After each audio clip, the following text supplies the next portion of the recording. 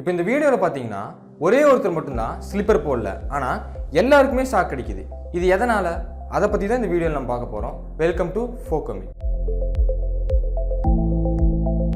Charges ஒரு பொருளிலிருந்து இன்னொரு பொருளுக்கு பாஸ் ஆகிறது பேர் தான் எலக்ட்ரிசிட்டின்னு சொல்லுவாங்க.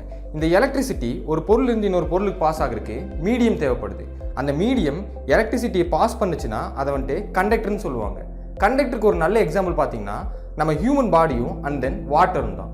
இதுவே அந்த மீடியம் வந்து எலக்ட்ரிசிட்டியை பாஸ் பண்ணலைன்னா அதை இன்சுலேட்டர்னு சொல்லுவாங்க.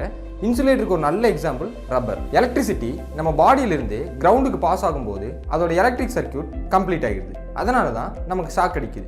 இதுவே அந்த இடத்துல இன்சுலேட்டர் இருந்ததுன்னா அந்த எலக்ட்ரிக் சர்க்கியூட் ஓப்பன் ஆகி கரண்ட்டே பாஸ் ஆகாது. இப்போது இந்த வீடியோவில் எல்லாருக்குமே ஷாக் அடிக்குது, ஆனால் அதில் ஒருத்தர் மட்டும்தான் ஸ்லிப்பர் போடாமல் இருக்காரு. இது எதனாலன்னா அவங்க எல்லாருமே கை கோர்த்து ஒரு செயின் மாதிரி நின்றுட்டு இருக்காங்க. அப்போது ஒருத்தர் எலக்ட்ரிசிட்டி பாஸ் ஆகிற ஒயரில் கை வைக்கிறாரு.